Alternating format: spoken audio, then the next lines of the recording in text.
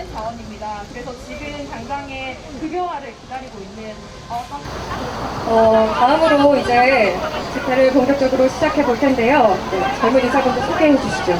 저희 지금 너무 많은 분들이 모였는데 코로나 방역 지침에 따라서 소리는 내지 않고 박수로 저희의 참석을 확인하도록 하겠습니다. 일단 먼저 병원에 계시는 인턴 선생님 여러분 박수 부탁드리겠습니다. 네, 손을 위로 박수 쳐주시면 감사하겠습니다. 네, 많이 참여하셨네요. 네. 다음으로 레지던트 1년차 선생님들 박수 부탁드리겠습니다. 2년차 선생님들 박수 부탁드리겠습니다. 네, 정말 많은 분들이 오셨네요. 네, 한마디 한 뜻으로 흔들어 주시면 감사하겠습니다. 네, 고맙습니다. 이제 피켓 내려주시면 됩니다. 네, 이번 행사는요, 의료계와 대화 없이 진행된 의료 정책들에 대한 전면 재검토를 요구하는 것과 동시에 또 그 정책들이 야기할 문제점을 국민들에게 알리기 위한 자리입니다. 대회사를 시작으로 답변안에 대한 소개 및 전공의 요구안을 낭독하겠습니다. 이후에는 앞에 보이는 순서에 따라서 행사가 진행될 예정입니다. 그럼 가장 먼저 대한전공의협의회 비상대책위원회 박지연 위원장님의 대회사가 있겠습니다. 여러분 박수로 맞아주시기 바라겠습니다.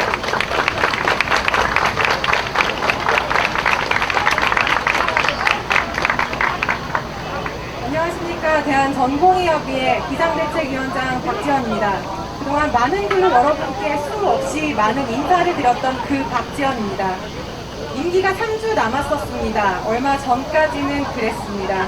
하지만 의료 정책들을 세상을 얼마나 시끄럽게 만들었는지 전공의 노조가 만들어지고 비상대책위원회가 만들어졌습니다.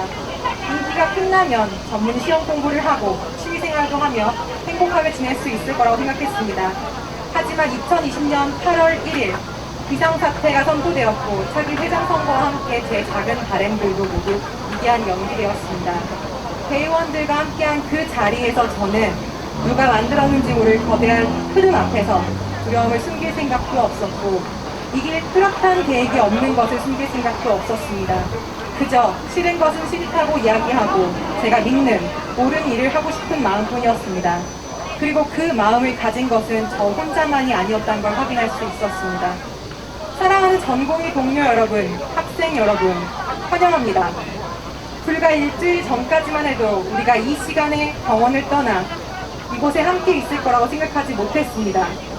단체 행동을 기획하고 준비하며 시간이 흐를수록 이 모습이 더 선명해질수록 실감이 나지 않았습니다. 우리가 이뤄나가는 모든 것이 소중했기에 더 잘해야겠다고 생각했습니다. 전공의 회원들에게 적었던 글은 언제나 제 개인적인 고백과도 같았습니다. 저는 위험한 일이 벌어지고 있는 것을 직감하면 그 현장으로 달려가는 사람이고 싶고 제가 좋아하는 사람들에게 좋은 영향력을 미치는 사람이고 싶습니다. 그게 여러분이 믿은 저였고 지금 여러분과 함께하고 있는 박지연입니다. 사랑하는 전공의 동료 여러분 그리고 학생 여러분, 제가 하려는 일은, 제가 하고 싶어하는 일은 혼자서는 할 수 없는 일입니다. 지금처럼, 아니 그 어느 때보다도 더 전공의 여러분이 필요합니다. 하나가 된 우리가 필요합니다. 우리가 하나가 되어 싸우고 치밀하게 대처할 수 있도록 힘이 되어주세요. 오늘은 그 첫 시작입니다. 앞으로 얼마나 힘이 들지, 어떤 일이 벌어질지 우리는 모릅니다. 지치고 좌절이 오고 서로를 원망할 수도 있습니다. 그럼에도 불구하고 우린 잘 이겨낼 거라고 믿습니다. 그걸 위해서 저 역시 할 수 있는 모든 힘을 내겠습니다. 저를 믿고 대한전공의협의회 비상대책위원회를 믿고 이 자리에 와주셔서 저와 함께 2020년에 전공의로 의과대학 의학전문대학원 학생으로 함께 해주셔서 이 사회를 버텨내고 있어 주셔서 감사합니다. 그리고 앞으로도 잘 부탁드립니다. 2020년 8월 7일 여의대로에서 네, 모두 박지연 위원장님께 박수 부탁드리겠습니다. 네, 저희 다음 순서 진행하기 전에 자리에 앉아서 진행할 수 있으면 자리에 앉도록 하겠습니다. 모두 다 자리에 앉아주시기 바랍니다. 네, 뒤쪽에 있는 분들 음향이 조금 문제가 있는 것 같다면 건의를 해주시면 저희가 반영하도록 하겠습니다. 저희가 방역수칙 준수로 저희도 마스크를 하고 있어서 아마 제대로 전달이 안 될 수도 있는데요. 소리 조절할 수 있도록 할 테니까 말씀 주시면 감사하겠습니다. 뒤에 분들도 자리에 착석을 앉아주시고요.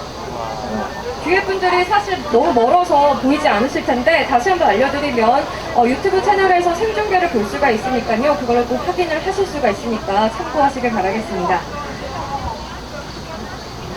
네, 박지원 위원장님의 저희가 이제 비장함이 느껴지는 대회사를 시작으로 다음 순서 넘어가도록 하겠습니다. 도대체 왜 이 젊은 의사분들 여러분이 이 자리에 모였는지 그 현안에 대해서 이야기를 들어보는 시간을 갖겠습니다. 첫 번째 주제는요, 제일 먼저 의대 정원 증가라는 주제죠. 네, 제 옆에 계신 지금 이경민 대전역 수연 이사님이 준비 중이신데요. 오늘 나오실 때 박수 부탁드리겠습니다.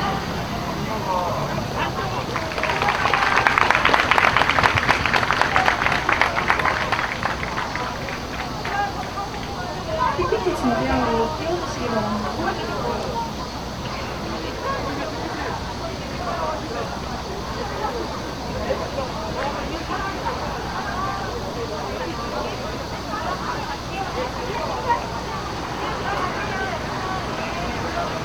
네, 일단 PPT 자료가 준비되는 동안 지금 제가 KF94 마스크를 쓰고 있어서 그런지 뒤쪽에 잘 안 들린다는 이야기가 있는데 조금 양해 바라고 지금 생중계가 되고 있으니까 그쪽으로도 같이 이제 이원으로 확인하시는 방법을 고려해 주시기 바랍니다. 파란색 마스크 쓰신 거예요? 예.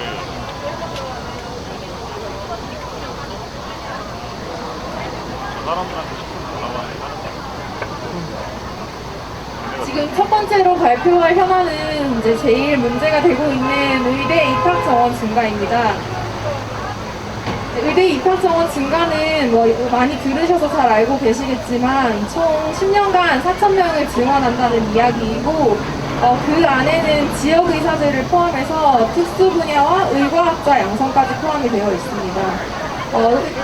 가장 핵심 포인트는 지역의사제 같은 경우는 의무 복무를 통해서 지역에 분배를 하겠다는 내용이고요. 그 다음에 특수 분야와 의과학자 같은 경우에서는 이제 대학에 특수 분야와 의과학자로 학생들을 유도할 수 있는 방법을 구상해 오는 그런 방식을 통해서 이제 양성을 하려고 하고 있습니다. 하지만 문제가 되는 것은 이제 그런 부분이 지금 당장의 현실적인 문제들이 해결이 되지 않은 채로 추산된 인원이라서 이 문제들과 다시 얽혔을 때 어떤 다른 예상치 못한 문제를 일으킬지 예상이 안 된다는 것입니다.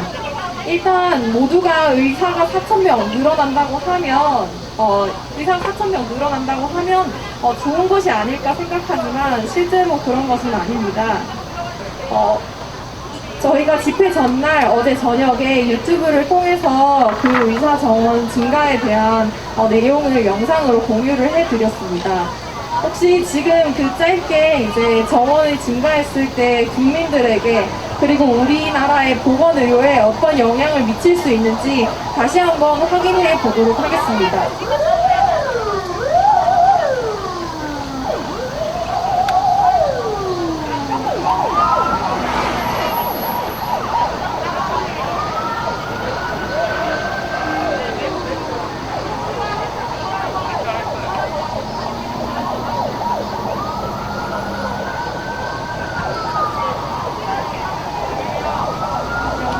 뒤쪽으로 넘겨주세요. 영상 클릭 있습니다.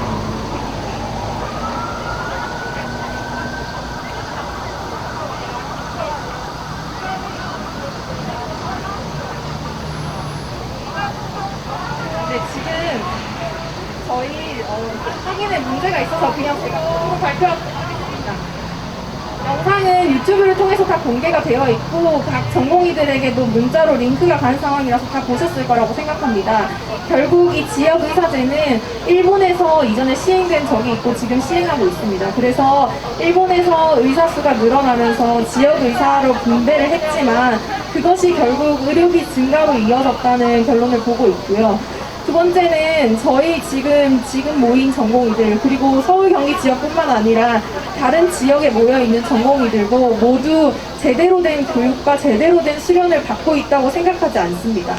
근데 4,000명이라는 인원이 나왔을 때 저희의 수련은 10년 동안 얼마나 더 변할 수 있을까요?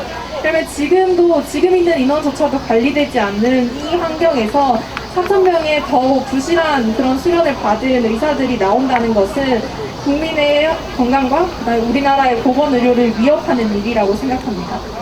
또한 4,000명의 추계의 근거 자체도 부족합니다. 우리나라는 전공의의 부실 수련뿐만 아니라 부실 의대 문제도 있었고 그 교육과 관련된 문제가 아니라고 하더라도 이제 의료 전달 체계 그리고 수가 문제, 다른 뷰티과와 관련된 문제들까지 아직 해결되지 않은 현안들이 수두룩합니다. 그런 현안들은 1, 2년 만에 생긴 것들이 아닙니다. 10년이 지나도 해결할 실마리를 찾지 못한 것입니다. 정리가 되지 않고 이삿짐이 가득히 쌓여있는 집에서 무엇이 더 필요하고 무엇이 더 필요하지 않은지를 판단하는 것 자체가 잘못된 일이라고 생각합니다. 막상 정리를 해놓고 보면 더 살 것이 없을 수도 있습니다. 막상 정리를 해놓고 보면 지역의 분배도 잘 될 수 있습니다. 지금 있는 현안을 먼저 해결하고 이후의 추계를 통해서 다시 한번 이 정책에 대해서 생각을 해보아야 합니다. 그래서 지금 이 시점에 4,000명을 증원한다는 얘기는 전면 재검토되어야 합니다. 4,000명을 증원하기 전에 먼저 그 4,000명을 교육시킬 수련에 대한 문제를 먼저 파악하십시오. 그리고 그 수련을 먼저 건강하게 만들어 주십시오. 그리고 수련 이외에 다른 의료계의 현안들을 먼저 해결하고 깔끔하게 정리된 의료계 안에서 다시 한번 의사가 더 필요한지 생각해 보시기 바랍니다. 그때도 의사가 더 필요하다면 과연 이 많은 전공의들이 여의대로에 모였을지 저는 궁금합니다. 이상으로 첫 번째 현안에 대한 설명은 마치겠습니다. 이경희 선생님께 박수 부탁드립니다. 네, 의대 증원 전에 해결해야 할 현안에 좀 더 집중을 해야 한다 이렇게 말씀을 해주셨네요. 다음 주제 살펴보도록 하겠습니다. 다음은 공공의료에 대해서 발표해 주실 분이신데요. 순천향대 부천병원 영상의학과 이은혜 교수님 나와주시겠습니다. 박수로 맞아주시겠습니다. 네, 안녕하십니까. 만나서 반갑습니다. 저는 순천향 의대 영상의학과 이은혜 교수라고 합니다. 제 소개를 먼저 드리면 저는 87학번이고요. 경북의대를 졸업했고 서울 아산병원에서 인턴 레지던트를 했습니다. 거기에서 석박사를 했고요. 그리고 분당 차병원과 강릉 아산병원과 보라매 병원에서 근무했고 지금은 부천 순천향 병원에서 정교수로 있습니다. 2000년 의학분업 파업을 했을 때 그때 제가 전임 강사였는데 20년 만에 비슷한 상황이 되어서 안타깝다고 생각을 합니다. 이번 투쟁은 2000년의 투쟁을 의학분업 파업이라고 하는데요. 저는 이번 투쟁은 공공의료 전쟁이라고 하고 싶습니다. 제가 이제 강의 중에 그들이라는 말을 많이 할 텐데 제가 말하는 그들은 의료사회주의자들입니다. 그런데 이제 여러분들이 기본적으로 알아야 될 것은 우리나라의 건강보험제도는 기본적으로는 의료사회주의적인 제도입니다. 그런데 그들은 그것을 더 나쁜 방향으로 이끌려고 획책을 하고 있기 때문에 문제가 심한데요. 그들이 공공의료라는 프레임을 잡고 이때까지 우리를 꼼짝도 못하게 했어요. 뭐 노래 가사가 그런 게 있잖아요. 뭐 그들 앞에만 서면 한없이 작아지네 뭐 이런 거. 근데 공공의료라는 프레임을 그들이 잡고 우리를 이때까지 협박을 했습니다. 그래서 저는 여러분들에게 공공의료가 무엇인지 알려주고 싶습니다. 근데 사실 제가 레지던트를 하면서 교수를 하면서 공공의료가 뭔지 배운 적은 없습니다. 근데 제가 우연한 기회에 의료제도에 대해서 관심을 가지게 되었고 또 개인적으로 공부도 하고 지금은 보건대학원에 다니고 있습니다. 제가 지금 학생이에요. 석사 2학기를 이제 마치고 있는데요. 그래서 제가 배운 것들을 중심으로 여러분들에게 공공의료가 무엇인지 말씀드리도록 하겠습니다. 목차는 세 가지인데요. 첫 번째는 의료보장의 개념, 두 번째는 공공의료의 개념, 세 번째는 의례정원과 관련된 이슈들에 대해서 순서대로 말씀드리고 결론을 맺고 그리고 마지막으로 제가 개인적으로 당부하고 싶은 이야기를 하도록 하겠습니다. 첫 번째, 지금 우리가 뭐 공공의료를 이야기하는데 뜬금없는 왜 의료보장이냐 이렇게 생각할지 모르겠는데요. 공공의료라는 것 자체가 의료를 보장하기 위한 것이기 때문입니다. 그러면 의료보장의 개념에 대해서 알아보면요. 이거는 19세기 말에 비스마르크라고 아마 들어보셨을 거예요. 19세기 말에 독일의 비스마르크 수상이 의료보장제도를 도입했습니다. 왜냐하면은 그때 독일에서 이제 한참 산업혁명을 하면서 근로자들이 생활고가 심했어요. 생활 환경도 열악하고 이런 거를 좌파들은 소외됐다고 합니다. 그래서 그때 마르크스주의자들이 자본주의 체제를 전복하기 위해서 근로자들을 그러니까 노동자들을 선동합니다. 그래서 이 독일의 차별재상 비스마르크는 그 국가를 지켜야 되겠다라고 생각을 했기 때문에 그 국가는 자본주의 체제이죠. 자본주의 체제를 보호하기 위해서 근로자의 생활을 안정시켜줘야 되겠다는 생각을 합니다. 그래서 사회보험제도를 도입하는데 일반적으로 지금 시대의 사회보험은 네 가지가 있어요. 건강보험, 산재보험, 연금보험, 그리고 실업보험. 그런데 이제 그 당시에는 건강보험, 그러니까 질병보험이 건강보험입니다. 질병보험, 산재보험, 연금보험을 도입합니다. 이게 19세기 말에 있었던 일이고 그때 우리나라는 어떤 상황이었는지 상상이 가시죠. 뭐 민비 이런 사람들이 있었습니다. 그랬는데 2차 대전이 이제 진행되는 무렵에 1942년에 영국에서 베버리지 보고서라는 게 발간됩니다. 베버리지라는 말은 아마 예방의학 시간에 배우셨을 거예요.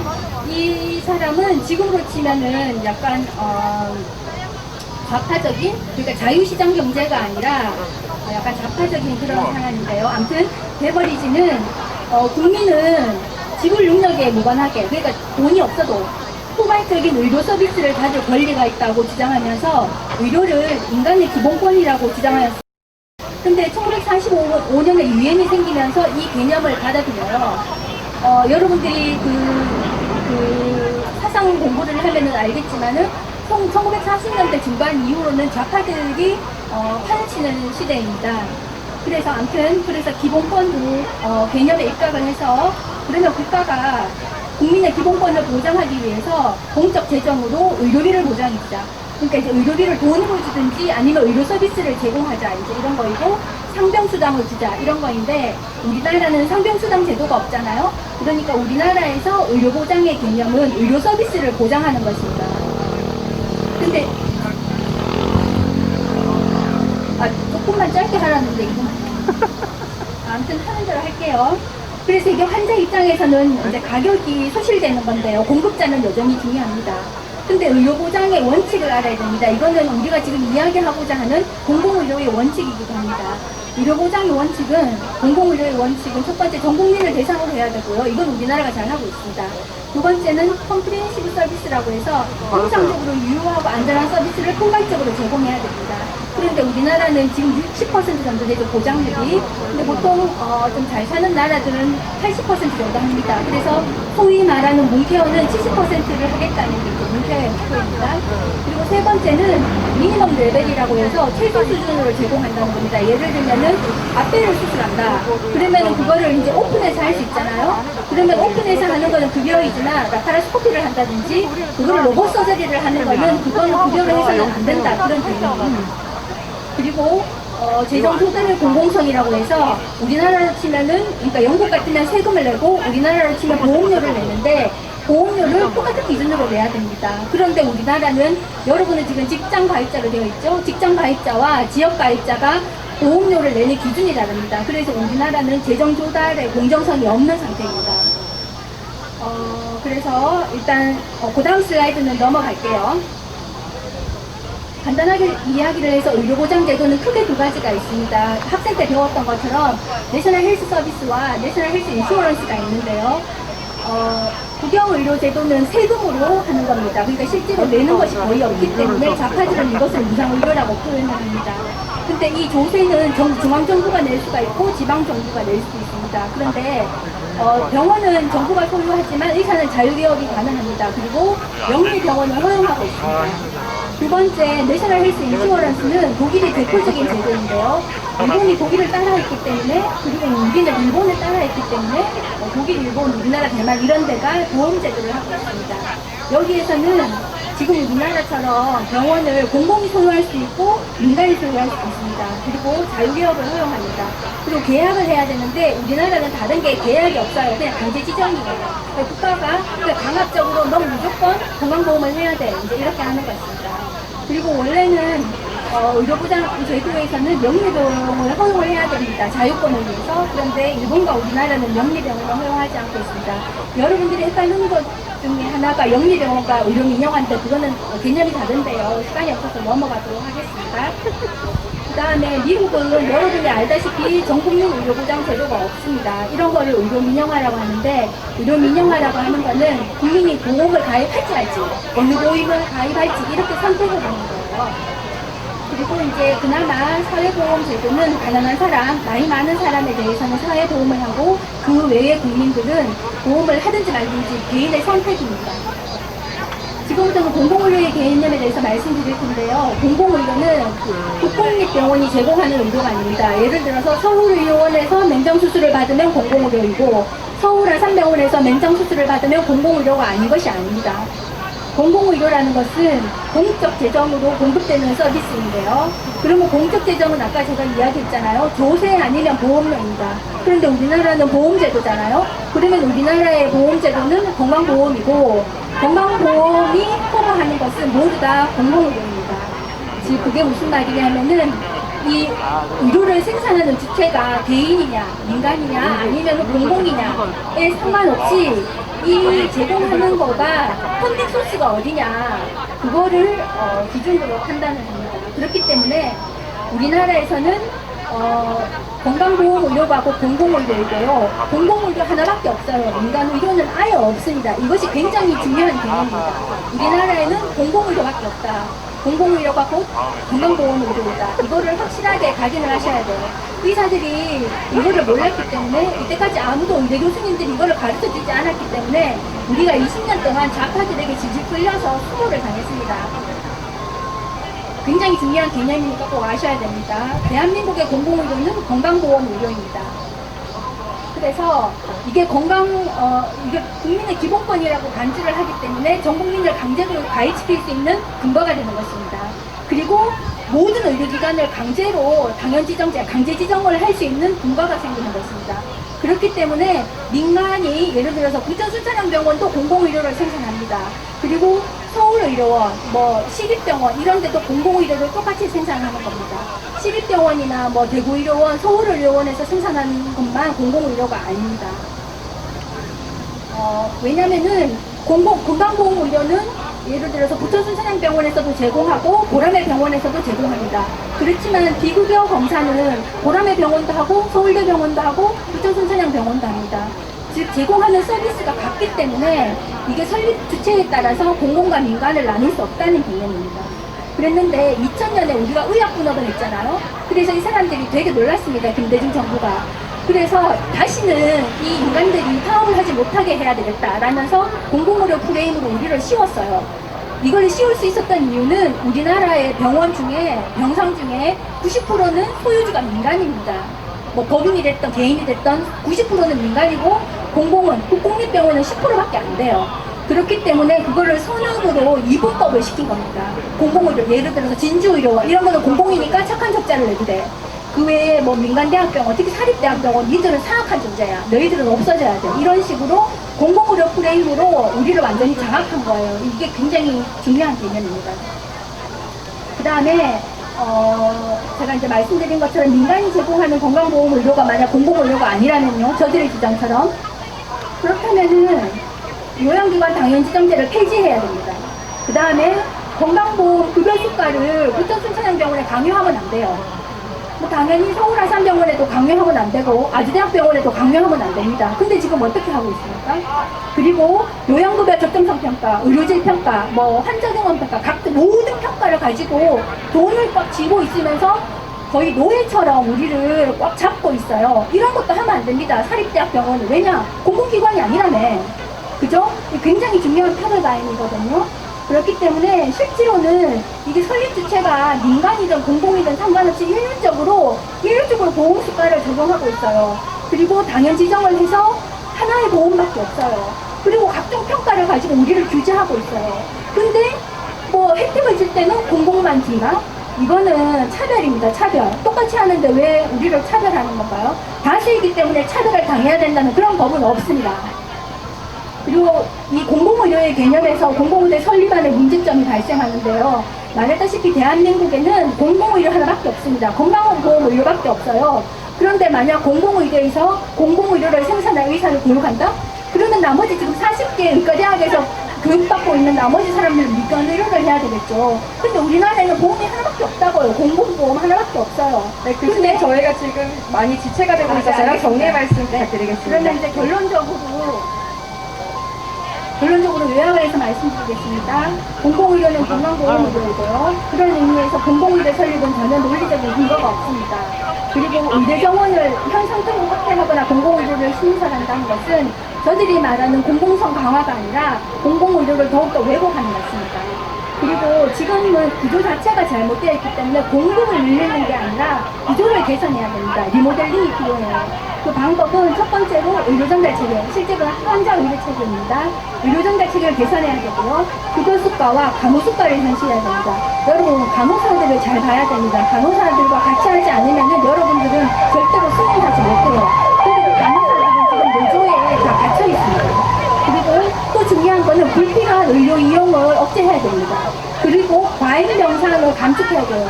의사 월급이 올라갈 이유는 병상이 너무 많기 때문입니다. 의대 정원은 제한하면서 병원 늘리는 것은 제한하지 않았기 때문에 이렇게 된 것입니다. 그리고 이 모든 것을 하려면 지금 보건복지부는 능력도 없고 의지도 없습니다. 그래서 보건부의 독립이 필요합니다. 마지막으로 이번 투쟁은 제가 공공의료 전쟁이라고 말씀드렸는데요. 공공의료의 프레임을 좌파들이 선점하는 것이 아니라 우리가 가져와야 됩니다. 공공의료는 서울대학교 의료관리학 교실이 지키는 게 아니라 바로 우리가 지키는 것입니다. 건강보험의료도 우리가 지키는 것입니다. 그리고 저들의 편가르기 작전에 휘말리면 안 됩니다. 저들은 지금 의학과 병역을 나누어서 편가르기를 하고 의사와 간호사를 나누어서 편가르기를 하고 있는데 이 모두가 지금 건강보험 하나로 묶여있기 때문에 뭉쳐야 됩니다. 그 다음에 지금 사람들은 이거를 의사 밖으로 싸움이라고 생각하는데 이거는 20년 동안 좌파들이 그렇게 국민들을 세뇌시켜서 그렇습니다. 이것은 의사들 밖으로 싸움이 아니라 거짓과 진실의 전쟁입니다. 그리고 대한민국의 지적이 북한과 공공이듯이 지금 이 공공의료를 정당화하는 주적은 우리들의 주적은 서울대학교 의료관리학 교실이라고 제가 말씀드립니다. 마지막으로 여러분들 정치를 분리할 수는 없으니 정치의 관심을 가져주시기 바랍니다. 네, 이상입니다. 감사합니다. 네, 뜨겁게 말씀을 전해주신 교수님께 박수 부탁드리겠습니다. 네, 저희 지금 더 이상 안쪽으로는 인원 수용이 어려워서 잔디 쪽으로 좀 같이 앉아주시면 감사하겠습니다. 젊은 의사들의 목소리에 전문성을 더해 주셨고, 약간은 다른 의견이 있으실 수도 있지만, 유익한 강의였다고 생각하고 박수 한 번 더 부탁드리겠습니다. 그리고 강연을 들으시면서 좀 마음이 좀 무지겠다 그러면 피켓도 흔들어도 되고요. 박수 쳐줘도 되니까. 네, 말씀만 저희 방역 수칙을 위해서 침묵하는 것 뿐이니까요. 언제든 표현해 주시면 감사하겠습니다. 저희가 다음 주제로 넘어가 보도록 하겠습니다. 마지막으로 처벽급여화에 대한 발표가 있겠는데요. 김준혁 전공의 선생님 나와주시겠습니다. 김준혁 선생님은 서울대학교 병원 전공의협의회 회장을 맡고 계십니다. 여러분 박수로 맞아주시길 바라겠습니다. 네, 안녕하십니까. 저는 제35대 서울대병원 전공의협의회장 김준혁입니다. 수천 명의 전공의 의대생 여러분 앞에서 저는 오늘 한방 처벽급여화에 대한 현안을 공유하고 싶습니다. 이 유튜브 라이브로 지금 모이신 전공의 의대생분들이 얼마나 많은지 한번 보여주셨으면 좋겠습니다. 이러면 첩약급여를 말씀드리기 전에 이렇게 의사가 많은데 뭘 더 늘리겠다는 건지 한번 정부가 봤으면 좋겠습니다. 네. 보건복지부 제13차 건강보험정책심의위원회에서 올해 10월부터 월경통, 안면신경마비, 뇌혈관 질환 후유관리 등 3개 질환에 대한 첩약을 국민건강보험 재정에서 지원한다는 첩약급여와 시범사업을 발표하였습니다. 2023년 9월까지 3년간 총 1,500억 원이 투입될 이번 시범사업에 대해 정부, 한의학계, 언론은 반값 한의학의 길이 열렸다고 적극 홍보하고 있습니다. 의학적 타당성, 치료 효과성 등을 고려하여 결정되는 건강보험 급여와 여부는 가장 효과적이고 표준화된 치료를 국민 누구나 지역을 막론하고 보장받을 수 있게 한다는 큰 장점이 있습니다. 그러나 이번 사업은 급여와 기준 어디에도 만족하지 못하는 기준 미달의 세금 낭비 정책입니다. 모든 약은 독이다 라는 격언이 있습니다. 좋은 효과를 내는 약일수록 더 철저히 검증하고 부작용 여부에 대한 모니터링이 필요합니다. 그렇다면 첩약에 대한 안전성과 유효성을 입증해줄 자료는 어디에 있습니까? 단순히 오래된 한약서에 적혀있다는 것만으로는 부족합니다. 2017년 한국한의학진흥원 임상진료지침에서도 한약 투약의 근거 수준이 불충분하다고 평가하고 있습니다. 이렇게 안전성과 유효성에 대한 자료가 부재한 상태로 첩약을 급여화하겠다는 것은 정부가 나서서 국민을 상대로 국민의 혈세를 들여 대규모 임상시험 연구를 하겠다는 것과 마찬가지입니다. 이런 시범사업을 추진하는 주된 논리인 환자 부담 비용 절감과 보장성 강화 논리도 문제가 많습니다. 주치의를 하다 보면 표적항암제나 면역치료제처럼 안전성이나 유효성이 확보되었음에도 불구하고 가격이 비싸거나 환자 수가 적다는 이유로 환자가 비급여 100% 비용을 부담해야 되는 것을 자주 경험할 수 있습니다. 그러다가 치료를 포기하는 분들도 있습니다. 중병에 걸린 것도 억울한데 몇백 몇천만 원의 비용을 부담하다 보면 그런 생각이 들지 않겠습니까? 진정 국민건강보험이 사회안전망으로서 제 기능을 하는 제도라면 이런 환자들의 절규와 눈물 어린 호소를 먼저 들어야 됩니다. 근본 코로나19 범유행으로 제도된 감염관리는 건강보험에서 너무 터무니없게 낮게 책정되어 있기 때문에 감염관리료만은 병원이 환자와 의료진을 제대로 보호할 수가 없습니다. 매년 500억이라는 적지 않은 예산을 효과도 모호하고 입증도 되지 않은 많은 첩약들을 보장성 강화라는 목록하에 급여화해 주기보다 바로 이런 곳에 쓰이도록 해야 하지 않겠습니까? 정부는 지금이라도 의료적 중대성을 고려한 정책을 펼쳐야 됩니다. 보건복지부는 한방의료 이용 및 한약 소비 실태 조사에서 이미 밝힌 바와 같이 의료기관을 질병이 있을 때 이용한다는 한방의료기관을 이용한다는 국민은 전체의 6%에 그쳤습니다. 평생 한방치료를 받을 마음도 없고 계획도 없는 사람들이 대다수인데 왜 막대한 세금이 허투루 쓰이는 것을 용납하고 있어야만 한다는 것입니까? 저는 이 자리를 빌어 보건복지부에 요구합니다. 첩약급여와 시범사업 추진을 당장 중단하십시오. 식품의약품안전처에 요구합니다. 우리 국민의 품위에 맞게 가장 높은 수준의 과학적 근거만을 가지고 첩약의 안전성과 유효성을 판단하여 주십시오. 애꿎은 국민이 임상시험 대상이 되지 않게 보호해 주십시오. 국민건강보험공단에도 요구합니다. 재정의 건전성과 우리나라 의료가 가야 할 길을 위하여 요양급여 기준이 합리적으로 지켜질 수 있게 판단하여 주십시오. 마지막으로 한의학계에도 요구합니다. 지금이라도 베일에 감춰진 것과 같은 첩약의 조제 내역을 투명하게 공개하고 규격 표준화하여서 과학적이고 객관적인 임상시험 과정을 먼저 거쳐주십시오. 그것이 국민의 생명을 지키는 길입니다. 우리 모두 정치적인 논리나 사익이 아닌 다만 환자에게 해를 끼치지 말라는 의료윤리의 대원칙을 심각하게 받아들였으면 좋겠습니다. 이것으로 마치겠습니다. 감사합니다. 네, 박수 부탁드립니다. 네, 발표 잘 들었습니다. 지금 김중현 선생님께서 발표하시는 동안 저 뒤쪽에서 많은 분들이 티켓을 흔들면서 공감하는 반응을 해주셨습니다. 마찬가지로 저도 차벽급여라고 하면 어떤 하루빨리 고가의 약이 급여되기를 기다리는 많은 환자들이 생각이 납니다. 젊은 의사들이 가장 큰 걱정은 차벽급여와의 한정된 보험료가 사용이 되면서 우리가 항상 보고 있는 돈 문제 때문에 항상 약을 쓰기를 무서워하고 어서 빨리 급여화가 돼서 더 쉽게 치료를 받기를 기다리는 환자들입니다. 네, 제가 여기서 보니까요, 뒤에서 피켓 흔들어 주시니까 좀 더 말씀하시는 분에게 힘이 되지 않나 싶거든요. 오늘 세 분 좋은 말씀 해주셨는데, 공감의 의미로 여러분 표현을 해주시면 좋겠습니다. 네, 피켓 들어주시고 흔들어 주실까요? 네, 감사합니다. 네, 이어서 진행하도록 하겠습니다. 네, 됐습니다. 감사합니다. 내려주시면 되겠고요. 다음 순서 진행하도록 하겠습니다. 저희 아까 차벽급여화에서 말했듯이 우리가 한정된 자원입니다. 그래서 지금 당장에 급여화를 기다리고 있는 어떤 폐암 한우의 이건주 회장님을 연자로 모셨습니다. 환영으로 부탁드리겠습니다. 박수 부탁드립니다. 네, 이건주 회장님 모시겠고요. 저희 폐암 화두에는요, 폐암 환자와 그 가족, 그리고 이들을 자원봉사와 후원금으로 돕고 있는 사람들의 모임입니다. 환자의 권리를 보호하고 또 사회적인 불이익을 받지 않도록 노력하고 있습니다. 네, 이건주 회장님께 다시 한번 박수 부탁드리겠습니다.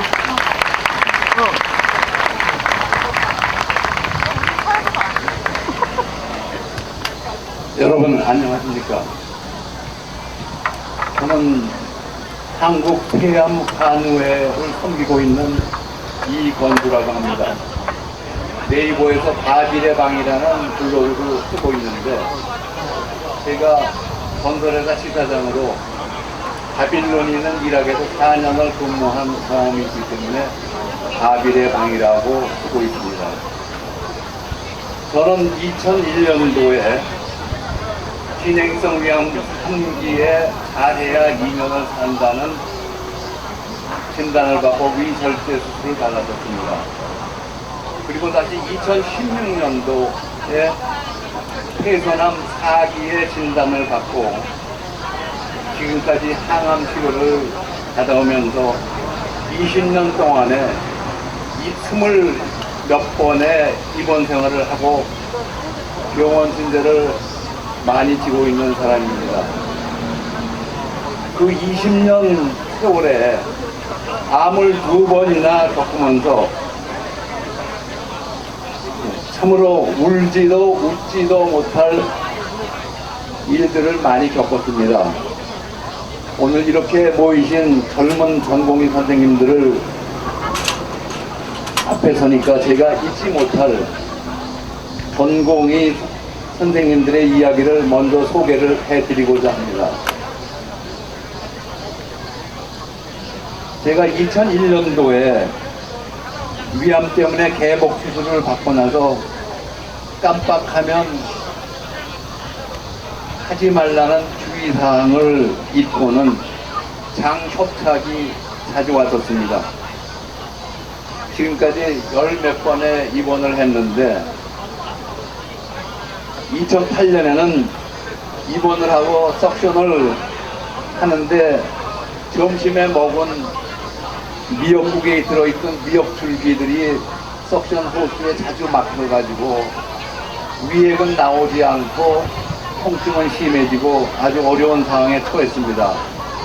그래서 전공의 선생님한테 편하신 시간에 오셔서 주사기로 위액을 좀 뽑아달라고 부탁을 드렸더니 편히 쉬셔야 할 늦은 밤에 오셔가지고 둘이 마주 앉아서 큰 주사기를 콧줄에 꽂고 위액을 뽑아내기 시작했는데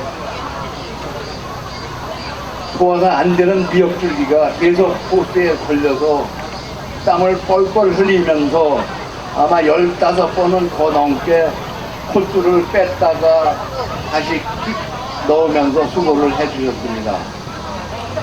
물론 저도 죽기 아니면 살기로 힘이 많이 들었지만 그때 땀을 많이 흘리면서 수고를 해주시던 전공의 선생님을 지금도 잊을 수가 없습니다. 또 2016년도에 폐암 사학을 받으면서 흉수를 2,600cc나 뽑았습니다. 그런데 그 다음날 퇴원하면서 그 다음날 제가 살고 있던 중동의 카타르로 갈 예약이 돼 있어가지고 해외를 가겠다고 그러니까 주치의 선생님이나 전공의 선생님 아주 적극적으로 반대를 하셨습니다. 그 몸 가지고 어디를 가느냐. 그래서 제가 살던 일 정리하고 하던 일 정리하고 와야 된다고 말씀을 드렸더니 전공의 선생님이 오셔가지고 그러면은 가시기 전에 내가 최대한 흉수를 뽑아주겠다고 해가지고 또 주사기를 들고 오셔가지고 자연 배수가 아니고 주사기를 대고 손으로 이렇게 뽑아주셨던 기억이 납니다. 그 뒤로 제가 공립암센터에서 다시 진료를 받기 시작하면서 50일 만에 다시 3,600cc의 흉수를 뽑는 그러한 상태가 안 좋은 사기 환자였었습니다. 제가 자랑을 할 이야기는 안 되지만 병원에 오랫동안 가까이 지내다 보니 병원에 굳은 일 마다 않고 수고해 주시는 전공의 선생님들의 수고와 애로사항도 이해를 하고 있는데 이런 이야기를 먼저 드리면 요즘 정부의 이상한 의사면허 남발 계획을 듣고 참으로 답답한 생각이 들어서입니다. 여기 계신 전공의 선생님들은 물론 공부도 잘 하셨겠지만 수십 년 동안 축적이 된 교육과정 안에서 이루어온 의사 수업을 거치면서 생명을 다루는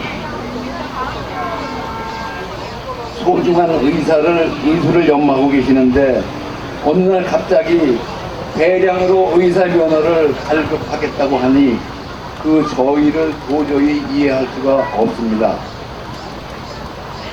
저와 같은 환자들, 아니 국민들은 의대 6년, 인턴과 레지던트 5년을 거치시면서 의사로서의 수업과 경험을 쌓아오셨기에 여러분들이 잘생기고 말을 잘 하셔서가 아니라 엄격한 시스템 안에서 선발이 되고 양성이 된 인재들에게 생명을 맡기고 치료를 받을 수가 있는 것입니다. 여러분들이 지금까지 배우고 겪어온 그 과정은 결코 쉽지 않은 각고의 세월임을 저는 잘 알고 있습니다.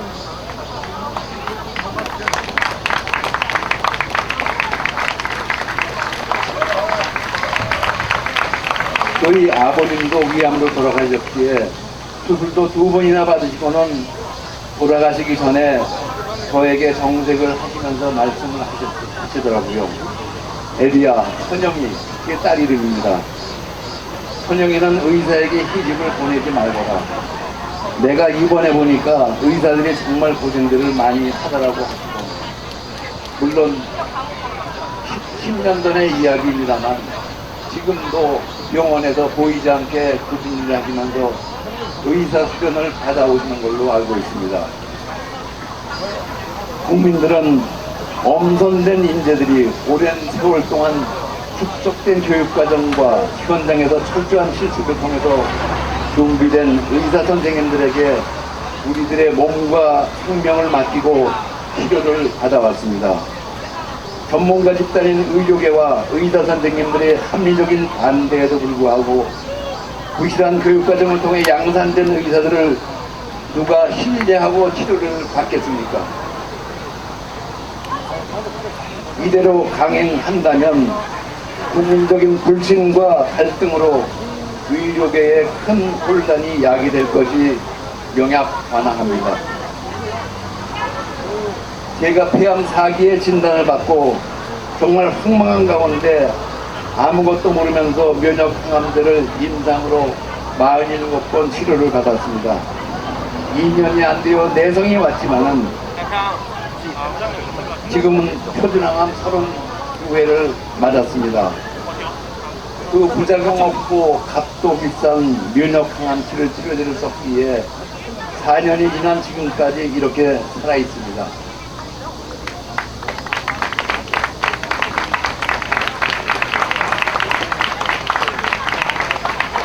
그러나 정부에서 재정 관리를 한다고 생명을 건 싸움을 하고 있는 폐암 환자들에게도 독한 백분 기반 항암 치료제를 3회 이상 써도 효과가 없어야 좋다는 면역 항암제를 보험 처리해 준다고 합니다. 치료의 골든 타임을 놓치고 어려움을 겪는 환자들도 많이 보았고요. 그 룰을 안 지켰다고 자비로 치료를 하고 계시는 분들에게는 영영 보험 혜택을 받지 못하도록 해서 메디컬 푸어로 살아가게 하고 있습니다. 좋다는 약을 돈 때문에 써보지도 못하고 1년에 2,000명 이상이 돌아가시고 있습니다. 돈이 없다고 하면서 급하지도 않고 효과도 검증이 안 된 한방 처약에는 건강보험 재정을 500억 원 이상 쓰겠다고 합니다. 문재인 케어라는 이상한 발상으로 죽어가는 국민도 몰라라 하면서 검증도 되지 않은 처약에 막대한 재정을 쓰겠다고 하며 국민들의 생명을 다루는 의사 선생님도 단기간에 대량 양산을 하겠다고 하니 참으로 안타까운 일입니다. 국민들의 생명과 건강을 갖고 숫자놀이 포퓰리즘 정치를 하고 있습니다. 위중한 환자, 죽어가는 암 환자들에게 국가 재정이 우선적으로 쓰여져야 합니다. 국민의 생명을 다루는 의사 선생님들의 교육과 근무 환경 개선에 우선순위가 주어져야 합니다.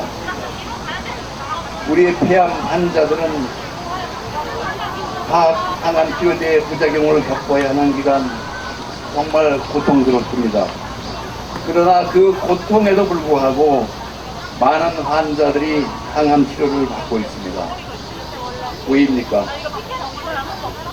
그 힘든 부작용에도 불구하고 약효가 있다고 입증한 임상과 치료 과정에서 입증이 되었기에 믿을 수가 있다는 신뢰가 있기 때문에 살기 위해서 부작용도 참고 견디고 있습니다.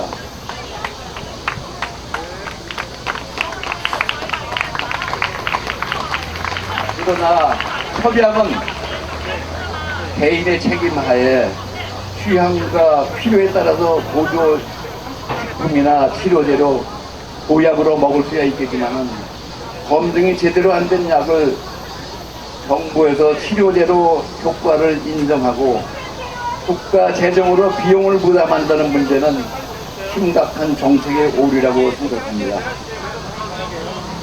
같은 논리로 느닷없이 단기간에 걸쳐서 의사면허를 대량 발급해주겠다는 발상은 우리나라 의료 서비스의 질을 낮추고 의사들을 불신하게 만드는 참으로 근시안적이고 한심한 정책입니다. 제가 중학교 3학년 때 4.19를 겪으면서 처음 데모라는 것을 해보았고 젊은 나이에는 사회적 여러 문제의식을 갖고 살아갔지만은 이제는 나이 들어서 슬딱 수국골통이라는 고통명사로 불리워지고 있는 서글픈 현실이지만 오늘 젊으신 전공의 선생님들을 만나보니 우리나라에 아직도 희망이 있다고 생각이 됩니다. 제가 여의도로 오면서 뉴스를 들었습니다. 어느 환자 단체에서 전공의 사업에 오늘 행사를 반대한다는 뉴스가 있었고 또 오는 중에 어떤 환자 단체의 대표로부터 전화를 받았습니다. 오늘 전공의 집회를 반대하는 내용에 동의해달라고 해서 제가 화를 내고 한참 큰 소리로 논쟁을 했습니다. 저희 환자 단체들은 좋은 질의 의료 서비스를 받기 원하며 건강보험 재정이 제대로 쓰여지기를 원합니다.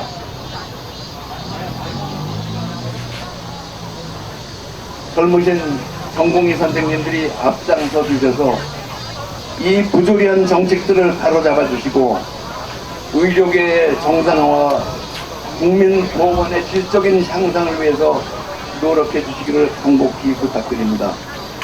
정부 당국은 제발 건강보험이 국민 생명을 지키는 도구로 철저히 운영되도록 현명한 결정을 해주기 바랍니다.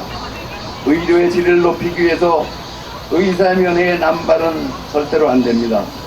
국민의 건강과 생명을 지켜야 하는 건강정책과 건강보험으로 정치를 해서는 안 됩니다.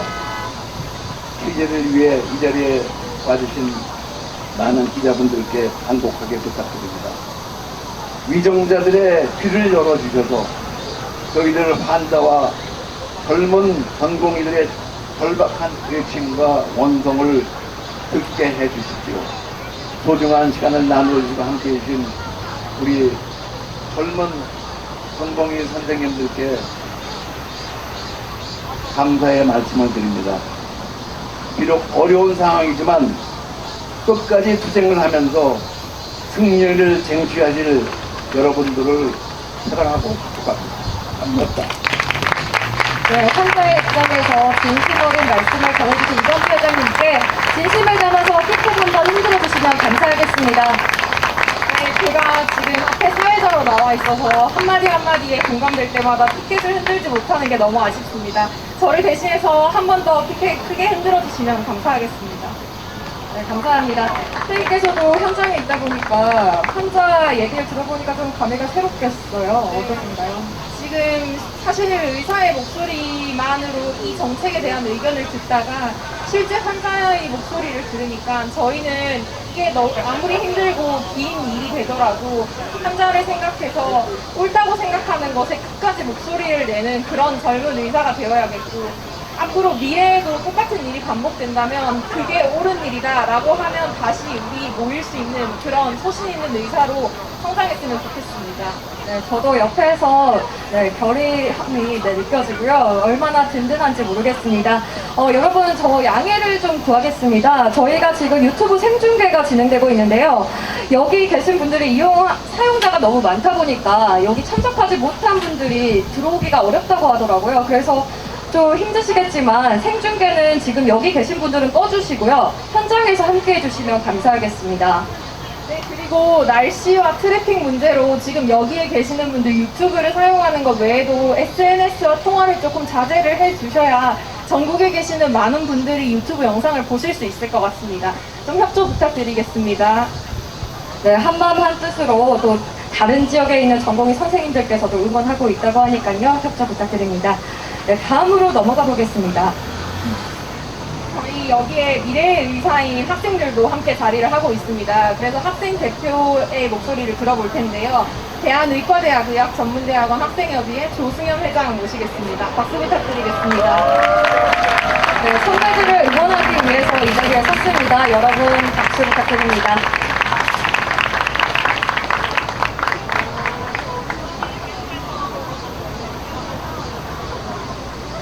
네.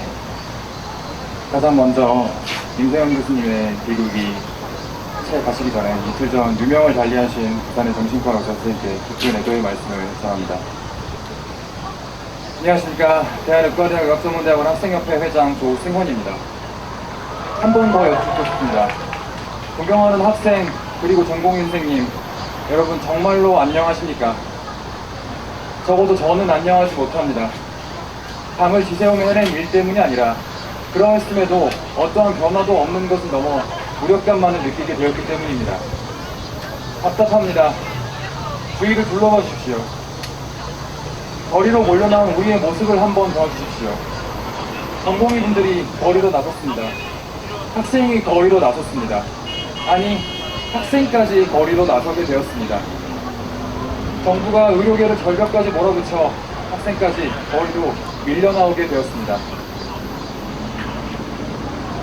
이러한 상황 속에서 아침부터 많은 걱정을 했습니다. 무사히 오늘의 집회가 마무리되기를 기원했습니다. 그러나 이 자리에 모인 많은 여러분들과 그 여러분들의 의지에 가득 찬 눈빛을 보고 다시금 깨달았습니다. 오늘은 우리 투쟁의 결과가 아닌 그저 시작일 뿐입니다. 힘을 모아 연대합시다.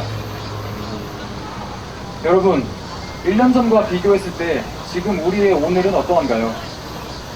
저는 정확히 1년 전 오늘 세계의대생협회연합 정기총회에서 돌아오는 비행기에서 부푼 마음을 안고 한국의 땅을 다시 밟았습니다. 그때 저는 조금 더 나은 의학교육을 위해 힘을 쓸 수 있으리라고 생각했습니다. 그때 저는 세상에 조금 더 선한 영향을 미칠 수 있는 의료인이 될 수 있으리라 생각했습니다. 그러나 지금 여러분의 오늘은 어떠한가요? 지금 우리의 오늘은 어떠한가요? 고생하는 코로나19의 영웅들은 지금 어떤 대우를 받고 있습니까? 복무 중이신 전공의분들의 명단은 오늘 잘 수업되어 관리 감독되고 계십니까? 이 참담함과 무력감을 견딜 수 없습니다. 그래서 우리는 세계로 향했습니다. 오늘 새벽 2시 반 의대협은 대한민국을 대표해 온라인으로 다시 한번 세계의대생협회연합 정기총회에 참석했습니다. 그리고 발언권을 얻어 한국의 현 상황에 대해서 역설했습니다. 오로지 의료인들의 헌신과 노고에 의해 간신히 버텨지는 기형적 의료 전달 체계에서 우리 앞에 놓인 것은 포퓰리즘에 젖은 지역이기주의적 무논리뿐이었습니다. 이를 외쳤습니다. 코로나 이후 본 협회에서 진행한 설문조사에서는 3,124명의 학생들 중 무려 70%에 달하는 비율이 현행 의학교육이 예상 기준보다 부족하다는 응답을 하였습니다. 교육 당사자인 이러한 피교육자들의 응답에도 불구하고 그 어디에도 의학교육에 대한 언급은 없으며 숫자 노름만이 남아있습니다. 이를 외쳤습니다. 발언이 끝나고 수많은 국가의 대표들이 이렇게 외쳤습니다. Education without populism. 전 세계가 집중하고 있는 우리나라는 교육에 대한 고려 없는 포퓰리즘적 정책뿐입니다. 그래서 우리는 다시 외칩니다. Education without populism. 외신의 연락까지 이어지고 있습니다. 우리는 세계에 우리의 목소리를 내며 계속해서 외칠 것입니다.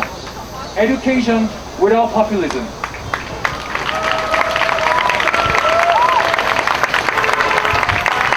왜 우리가 나서게 되었는가에 대해서 글을 작성하였습니다.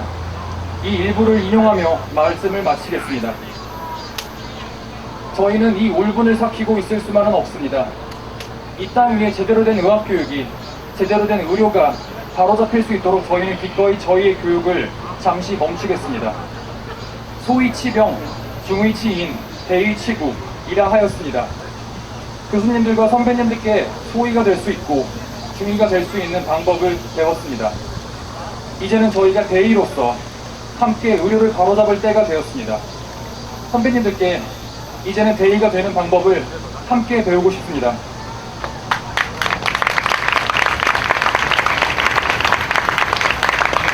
우리 큰 의사가 되는 길을 가르쳐 주십시오. 큰 의사가 되는 길에 함께 해주십시오. 아직 환자 한 명을 보기 어려운 저희지만 선배님들과 함께 큰 의사로서 국민의 건강을 위해, 올바른 교육을 위해, 그리고 미래의 의료를 위해 당당한 목소리를 내고 오겠습니다. 우리는 함께일 때 더 강력합니다. 연대하고 쟁취합시다. 감사합니다. 네, 감사합니다. Education without populism. 지금 코로나 사태로 이것을 함께 외치지 못하는 것이 너무 안타깝습니다. 다시 한번 피켓을 흔들어 주시고 다 동감의 표현을 한번 강하게 부탁드립니다. 네, 허겁지겁 한 날씨에 이렇게 환호해 주셔서 더욱더 저도 그렇고요. 여기 앞서 말씀하시는 의대생 학생분도 힘이 됐던 것 같습니다. 제가 이제 환자와 또 그리고 의대생의 입장을 들어보니까 또 새로운 시각으로 볼 수 있겠구나 이런 생각이 드는데요. 정책 현안에 대한 얘기는 이렇게 들어봤고요. 이 자리에 모이신 분들이 다 의료 현장에서 일하는 의사 선생님들이시잖아요. 그래서 의사 선생님들도 환자에게 전하고 싶은 말이 있다고 생각을 합니다. 그래서 대한전공의협의회 서현주 부회장이 환자에게 드리는 편지 낭독하도록 하겠습니다. 여러분 환호로 맞아주시기 바랍니다.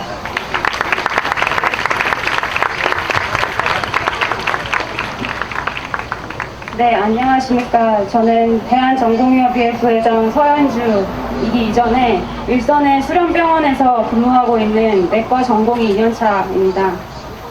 어제도 여느 때처럼 힘든 하루였습니다. 당직을 서며 날밤을 꼬박 샜고 새벽부터 셀 수 없이 많은 콜을 받았습니다. 제때 끼니를 챙겨 먹은 게 언젠지 모르겠습니다. 힘듭니다. 지칩니다. 저희 왜 이렇게 사는지 잘 모르겠습니다. 매일매일이 숨가쁘고 치열합니다. 병원에서 일하지만 아파도 병원에 갈 엄두를 못 냅니다. 그렇지만 멈출 수 없었고 쉴 생각은 차마 하지 못했습니다. 제게 의지에 힘겹게 숨을 이어가는 환자 곁을 저희는 차마 떠날 수 없었기 때문입니다.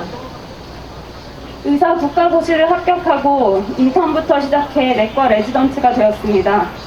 매 순간 다짐했습니다. 진정으로 환자를 위하고 살리는 훌륭한 의사가 되겠다고요. 두, 노함, 환자에게 해를 가하지 말라. 학생 시절부터 못이 바뀌게 들었습니다. 그런 젊은 의사들이 제 목숨처럼 돌보던 환자들을 떠나 이 자리에 섰습니다. 정부도 병원도 젊은 의사들을 어떻게 가르치고 키워야 할지 관심이 없습니다. 지방의 병원에는 왜 의사들이 부족한지, 내외산소라고 부르는 생명을 다루는 과들은 왜 기피 대상이 됐는지, 소명과 사명이라는 의사의 덕목이 왜 이제 바보 같은 헛된 꿈이 됐는지, 엉망인 의료 체계를 만들어 놓고도 정부는 아직도 쉬운 길만 찾으려고 합니다. 제대로 배우고 또 수련받을 수 있는 의료 환경은 대한민국엔 없었습니다. 숫자만 늘리는 것이 정답은 아닙니다. 무턱대고 급여화해주는 것이 덕목은 아닙니다. 국민을 위한다면, 그리고 진정으로 우리 환자들을 위한다면 눈 가리고 아웅식의 해법이 아니라 해답을 찾아주십시오. 우리 전공의들에겐 병원이 일터이자 쉼터이고 환자들이 가족이자 스승입니다. 거리로 나가느라 내일은 못 올지도 모르겠다 어렵게 말하던 제게 웃어주던 환자분이 생각납니다. 지독한 병마로 뼈만 남은 몸을 일으켜 잘 다녀오라는 인사에 죄송함이 앞서 눈물을 삼켰습니다. 약속드립니다. 오늘이 지나면 저희는 다시 병원으로 돌아가 아픈 환자 곁을 밤새 지킬 겁니다. 불 꺼진 병원에서 생사의 기로에선 외로운 환자들과 기꺼이 밤을 샐 겁니다. 두려운 마음이 큽니다. 떳떳하겠습니다. 그 힘들고 또 따뜻한 모습이 헛되이지 않게 진실되고 올바른 이야기만 하겠습니다. 죄송하고 또 송구한 마음을 한켠에 둔 채 이 자리에선 크게 목소리 내겠습니다. 여기에 있기까지의 노력이 헛되이지 않도록 젊은 의사들의 저희들의 목소리에 귀 기울여 주십시오. 환자 곁에서 배우고 느낀 것들을 실현할 수 있는 떳떳한 젊은 의사들이 되도록 해주십시오. 이것이 전국의 1만 6천여 명 전공의들이 병원 대신 이 거리로 나오게 된 이유입니다. 감사합니다. 네, 박수 부탁드립니다. 정말 진심을 꾹꾹 눌러담은 목소리에서 얼마나 절실함이 느껴지는 것 같습니다. 네, 여러분 참여 감사드리고요.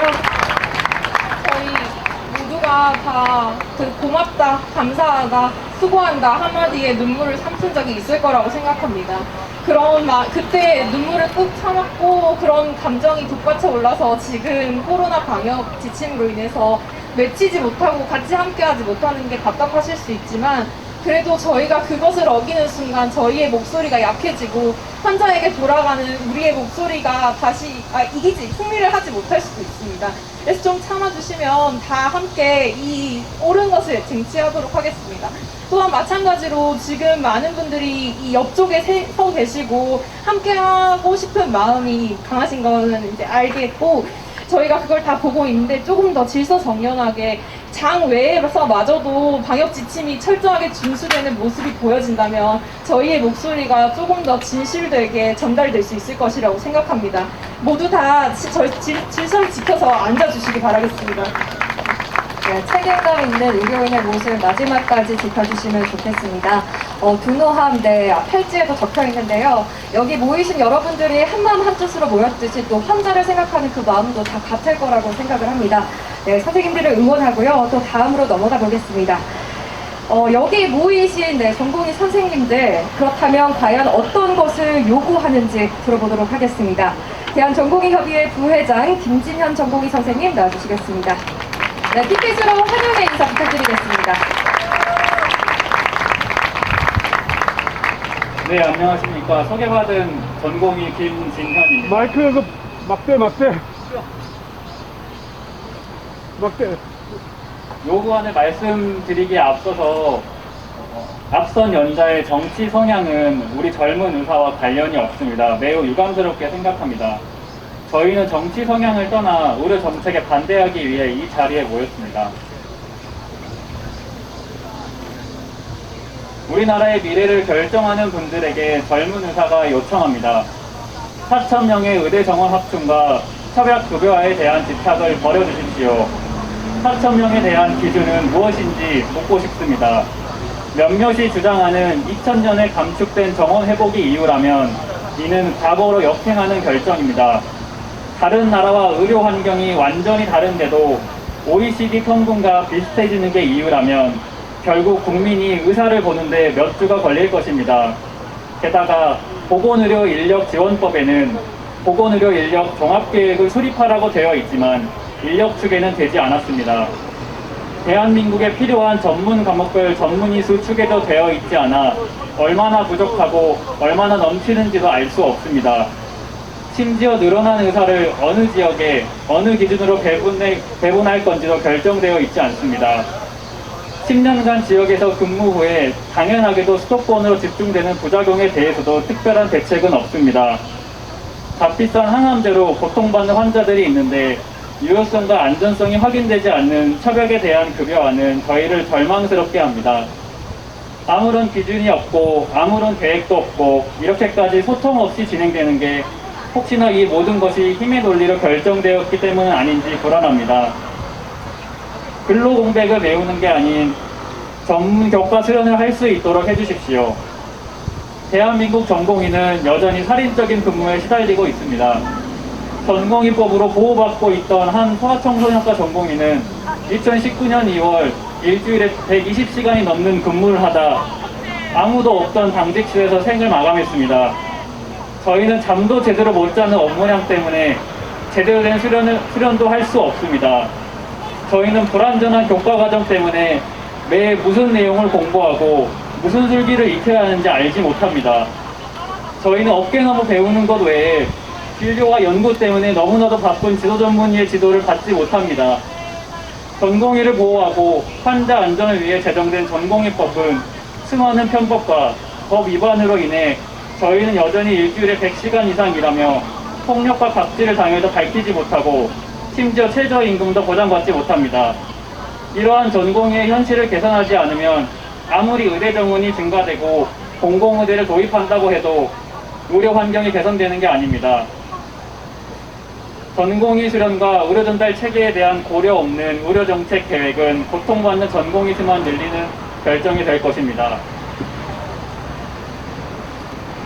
이에 다음 내용을 젊은 의사가 요청합니다. 첫 번째, 의대 정원 합충과 공공의대 등 최근 이슈에 대해 모든 가능성을 열어둔 소통을 요청합니다. 두 번째, 전공의가 포함된 의료정책 수립 시행 관련 전공의 정부 상설소통기구 설립을 요청합니다. 세 번째, 전공의 수련 비용 지원, 지도전문의 내실화, 기피과에 대한 국가 지원 등 전공의 수련 국가 책임제를 요청합니다.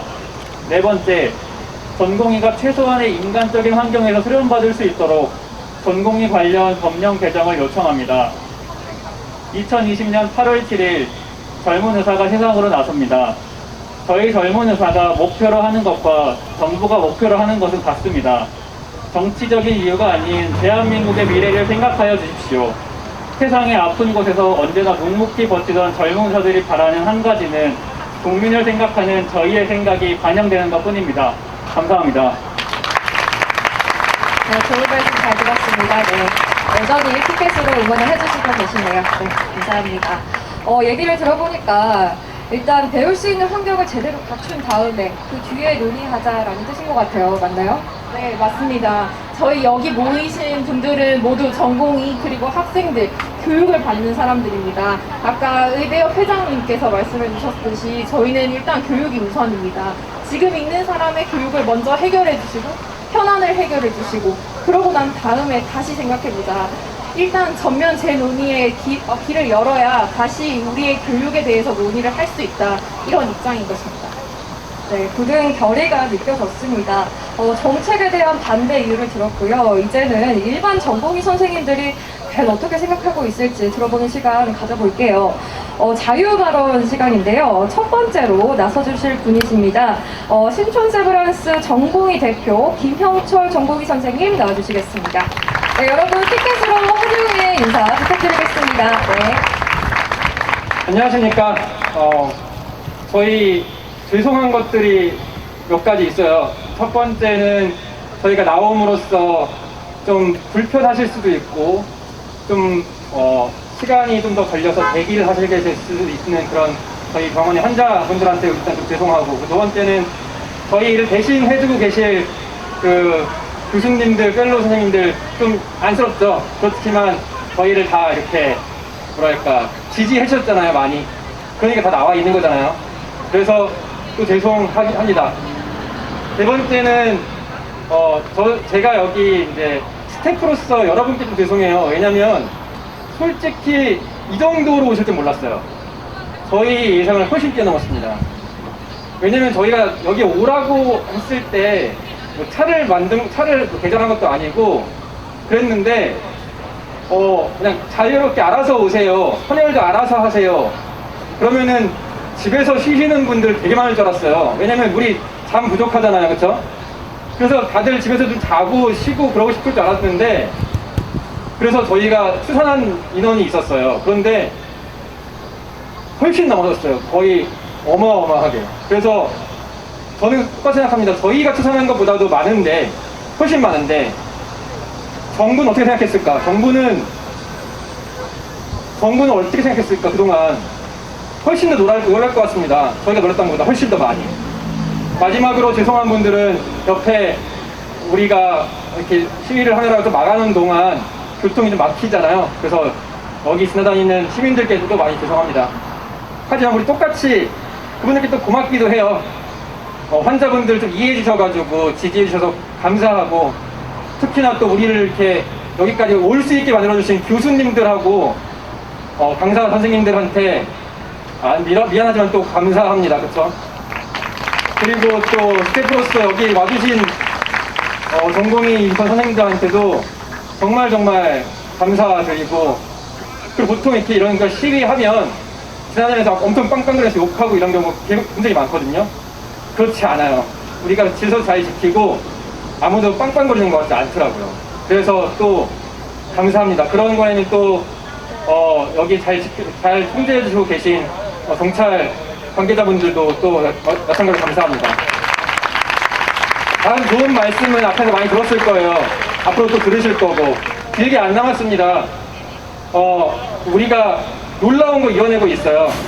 근데 이게 이제 시작입니다. 가슴 더 벅차오르고 독립운동하는 것 같아요. 일제시 독립운동하는 기분이거든요, 완전.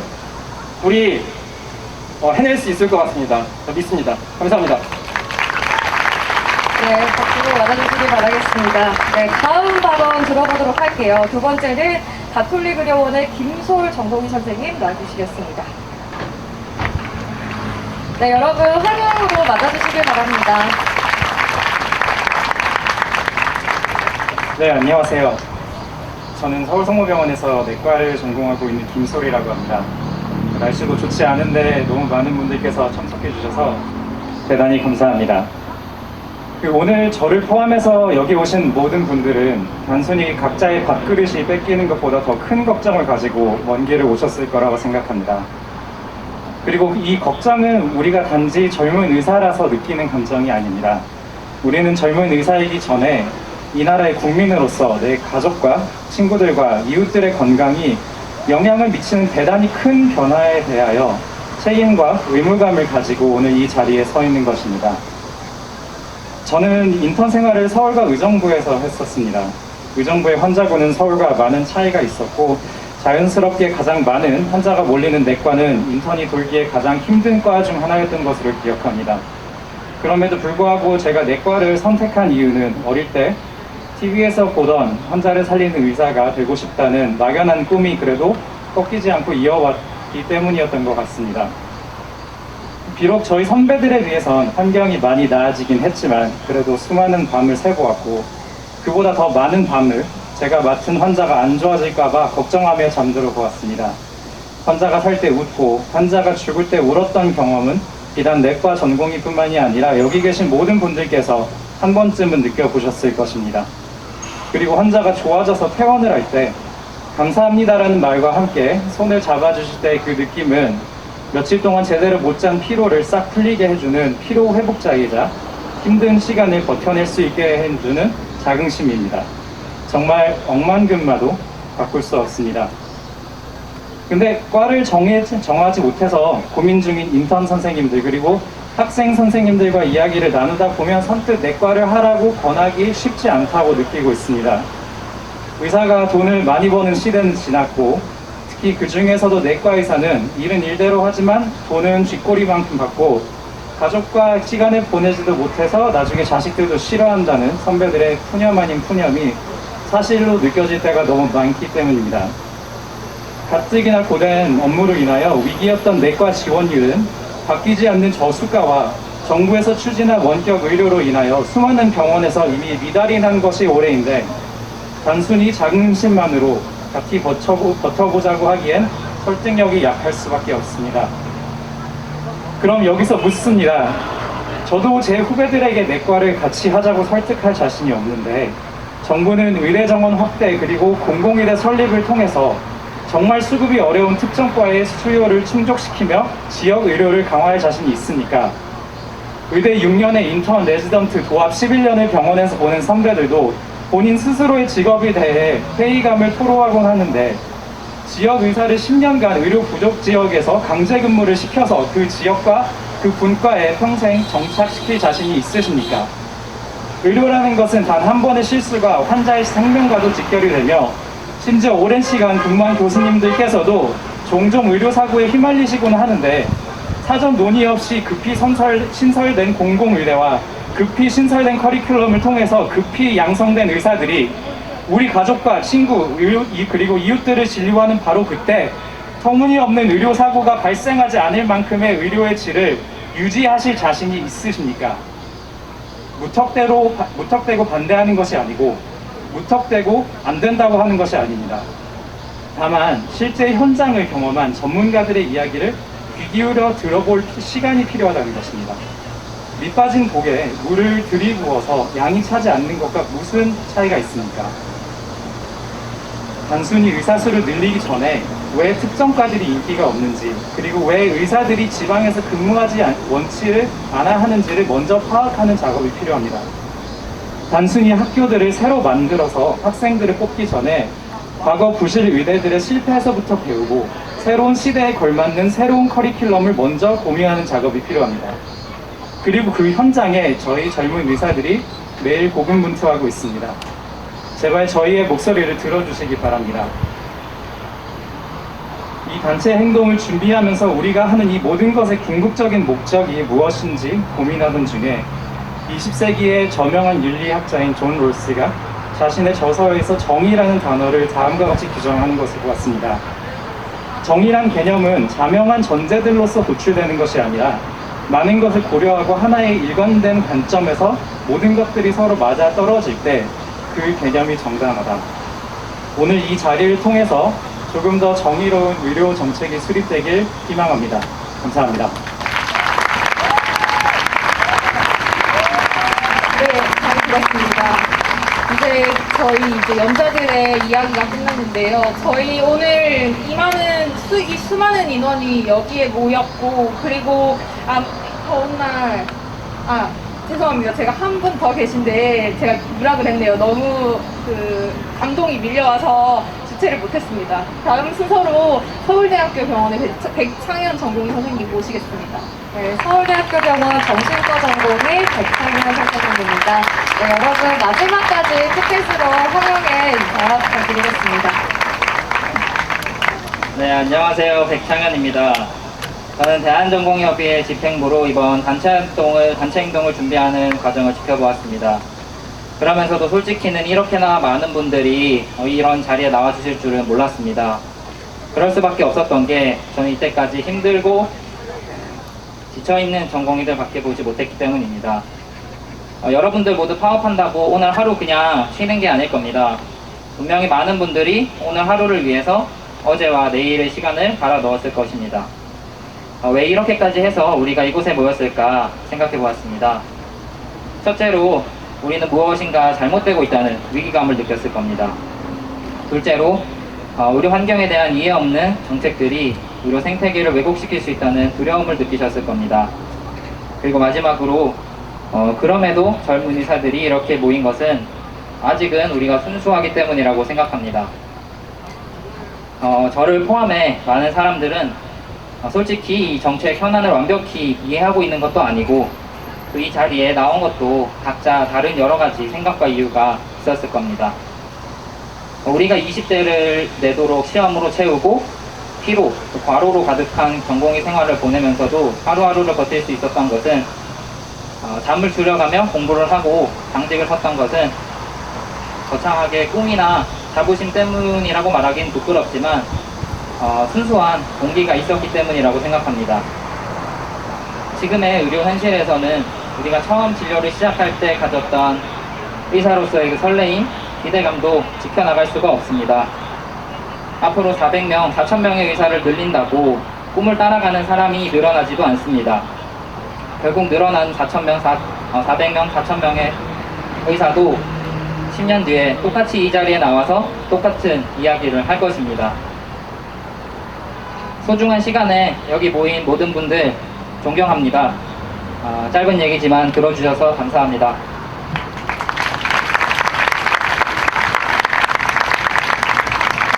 네, 저희는 여기 이렇게 모인 것만으로 이미 저희가 반대하는 정책에 대한 목소리를 내는데 성공했다고 생각합니다.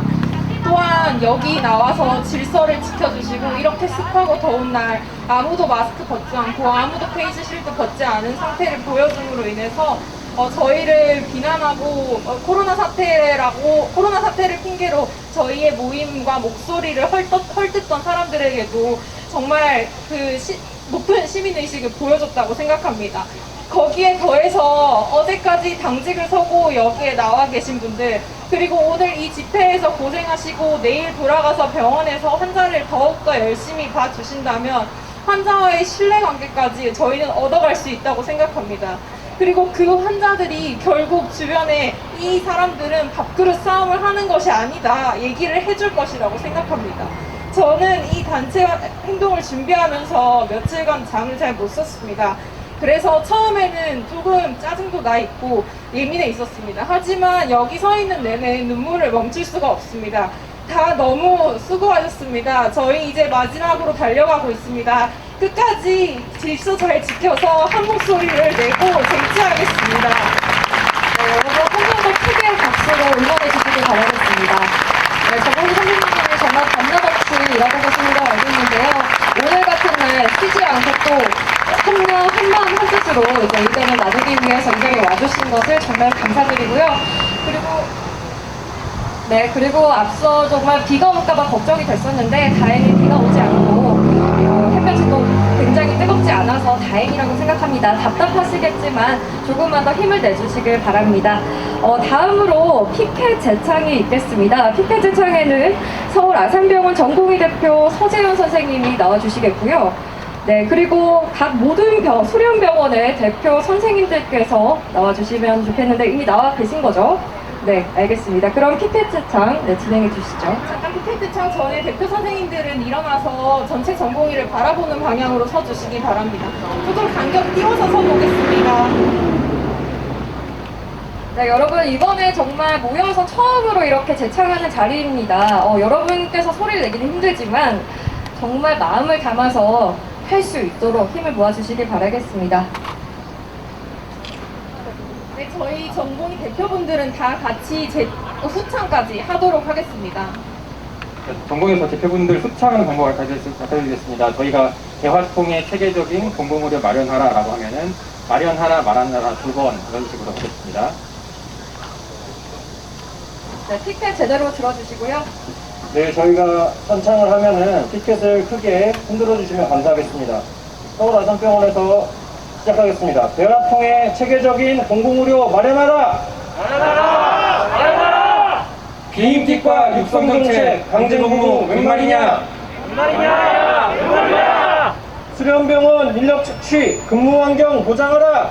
보장하라! 보장하라! 무환경쟁 조장 말고 환자 위한 환경 달라! 환경 달라! 환경 달라! 국민 위한 보건정책 산업농리 웬 말이냐? 웬 말이냐? 웬 말이야? 무분별한 지역 부실의대 제한 말라! 제한 말라! 제한 말라! 의료환경 고려 없는 유령의대 양산 말라!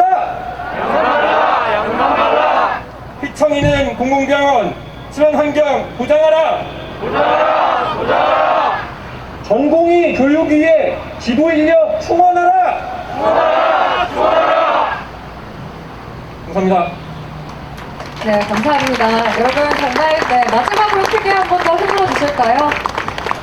네, 감사합니다. 많은 분들이 목소리는 비록 내지 못했지만 정말 마음속으로 크게 절실하게 외치지 않으셨을까, 진심이 전해졌을 거라 생각이 듭니다.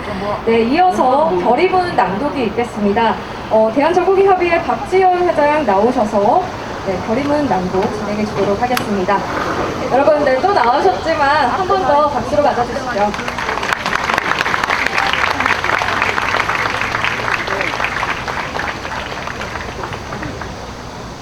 결의문은 제가 읽은 다음에 이따가 하나라고 외칠 때 다 같이 하나라고 말씀해 주시면 될 것 같습니다.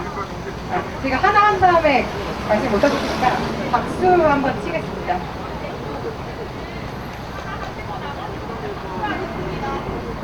결의문 8월 7일 전공의 1차 단체 행동. 지속되는 코로나 사태의 최전선에서 어려움도 꼭 참고 묵묵히 자리를 지켜오던 우리 1만 6천 전공의들은 부동산 정책 망치듯 의료도 망쳐보려는 작정한 정부의 돌속적 의료 정책들의 놀라움을 금할 수가 없었다.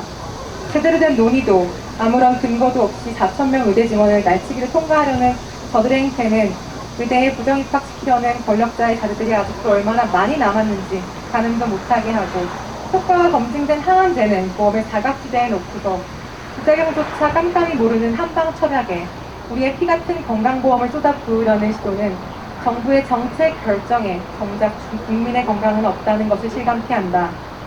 우리를 코로나 전사들이라며 덕분에라며 추켜세우다.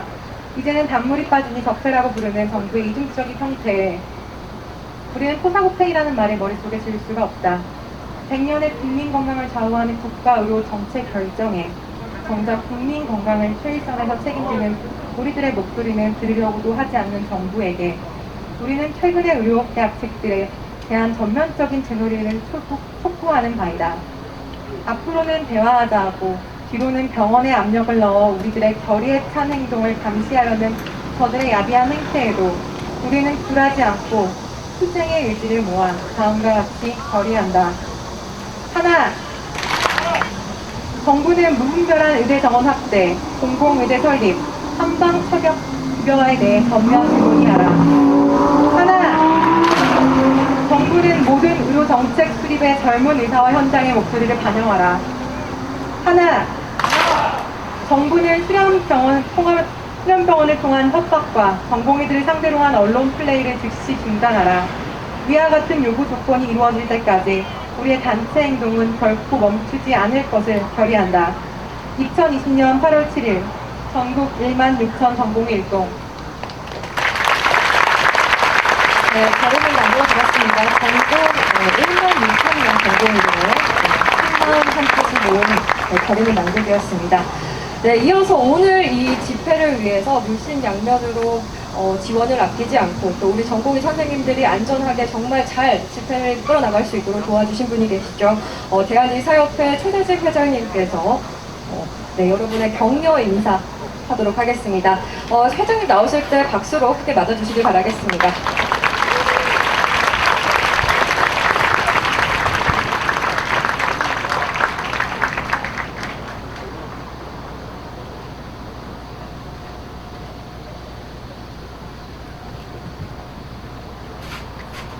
예, 여러분, 끝을 알 수 없을 만큼 이 자리에 많이 모이신 우리 전공의 선생님들, 그리고 예비의사인 의과대학 학생들, 정말 대단하고 고맙고 한편으로 선배 의사로서, 대한의사협회 회장으로서 안쓰러운 마음입니다.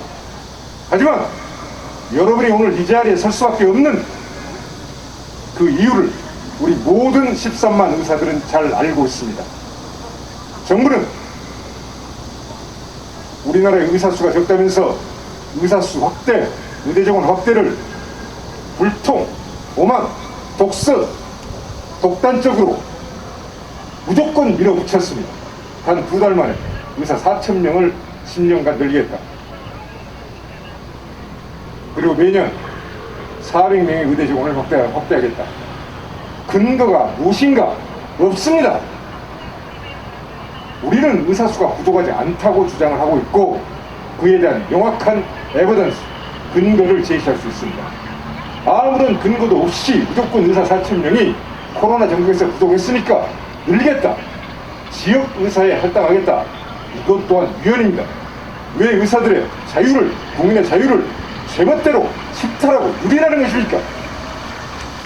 그래서 우리 전공의 선생님들과 예비의사인 의대생 여러분, 우리는 이 불의에 대해서 절대로 용납해서는 안 되고 강력한 저항 의지로 끝까지 항거해서 우리의 요구를 반드시 관철시켜야 하는 것입니다. 오늘은 여러분이 선봉에 섰지만은 대한의사협회가 궁극적으로 이 문제를 해결해야 합니다. 이것은 젊은 의사 그리고 선배 의사 누구 한 사람들의 책임이 아닙니다. 우리 모두 전 13만 의사가 단결을 해서 함께 어려운 싸움이지만, 장기적인 싸움이지만 똘똘 뭉쳐서 반드시 승리하도록 합시다. 감사합니다.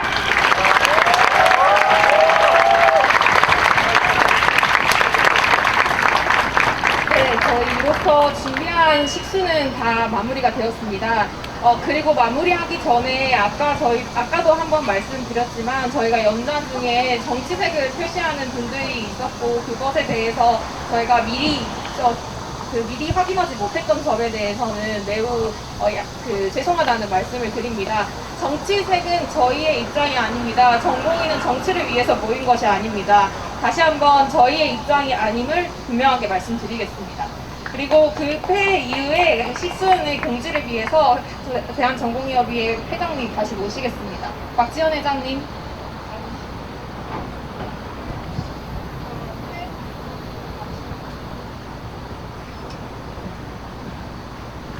공지사항 말씀드리겠습니다. 다음으로는 저희 같이 행렬 준비가 되어 있습니다.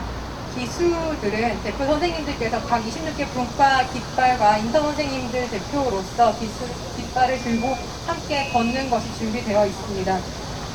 의대생 의학전문대학원 선생님들은 같이 참여하지 않고 안전 문제가 있기 때문에 전공의 선생님들만 함께 행진하도록 하겠습니다. 더운 날씨였고 좁았습니다. 이 자리에 함께 해주신 여러 전공의 의학전문대학원 의대생 선생님들께 감사를 드리며 오늘 모든 단체 행동을 그리고 이 집회를 마치겠습니다. 감사합니다. 네, 그리고 저희와 함께 해주신 서현주 아나운서에게도 다시 한번 큰 박수 부탁드리겠습니다. 저는 학교에서 전공의 선생님들 몇 번 뵀었는데요. 사실 이렇게 많은 전공의 선생님들 대면하는 건 처음입니다.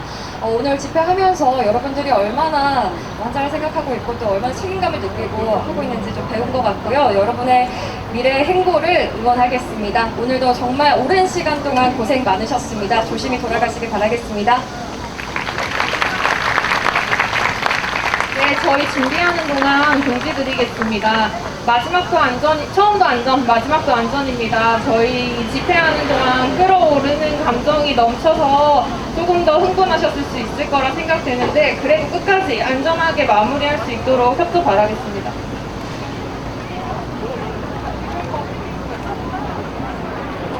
네네. 저희 행진은 뒤에서부터 출발할 예정입니다. 그래서 모두 뒤돌아서 나갈 예정이고 기수분들이 다 뒤쪽으로 갈 거니까 잠깐만 기다려 주시기 바랍니다.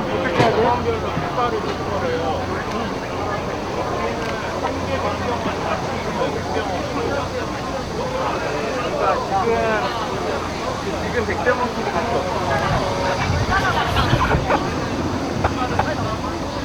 저희 지금 행진 같은 경우에는 모두가 필참하실 필요는 없고요. 집에 가실 분들은 돌아가셔도 괜찮지만 일단 행진이 시작되고 난 다음에 안전하게 천천히 빠져나가 주시길 바랍니다. 지금 미리 일어서는 분들이 계신데 안전이 우선입니다. 안전하게 이동해 주시기 바랍니다. 일어서서 뒤쪽으로 가주시기 바랍니다. 일어서서 뒤쪽으로 보실게요.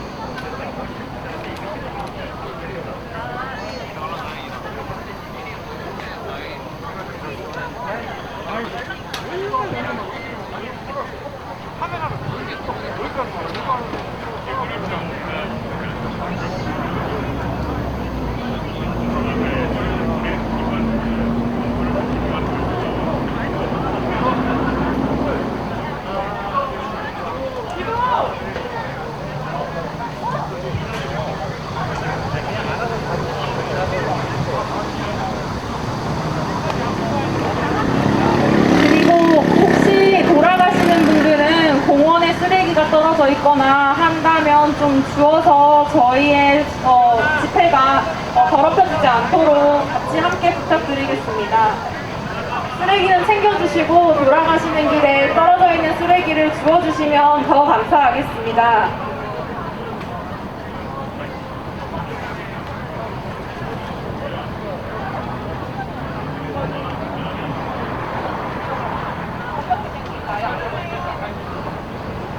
안내 말씀 드리겠습니다. 오른쪽에 지금 서 계신 분들께서는 기수들이 앞으로 갈 수 있도록 약간 인도 쪽으로 와주시기 바랍니다. 기수들이 이동을 하기 위해서입니다. 기수들께서는 앞으로 나가주시기 바랍니다.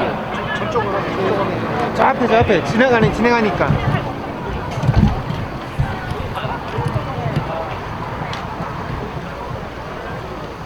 잠깐만 카메라 조금만요.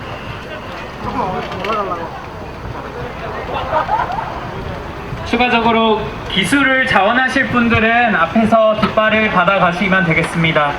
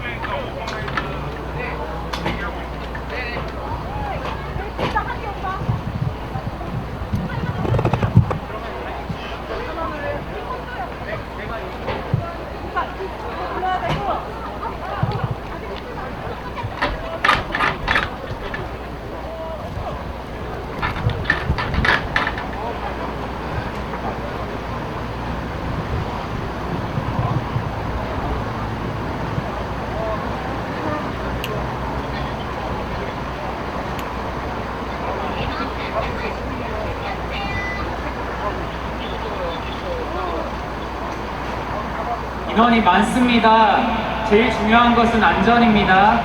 네, 물이 필요하신 분들은 인도 쪽에 물이 있기 때문에 물이 필요하다고 표현을 해주시기 바랍니다. 기수들이 다 앞으로 선두로 나가면은 행진을 아주 천천히 진행하도록 하겠습니다.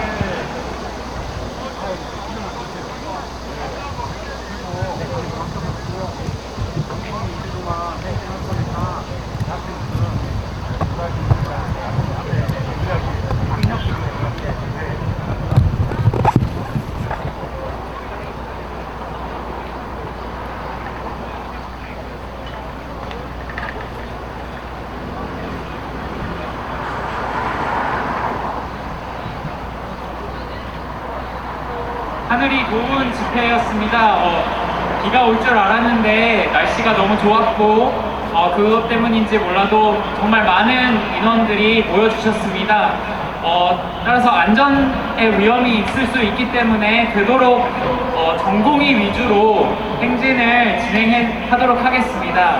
의대생 선생님들께서는, 예비 의사 선생님들께서는 안전하게 귀가하셔도 되겠습니다.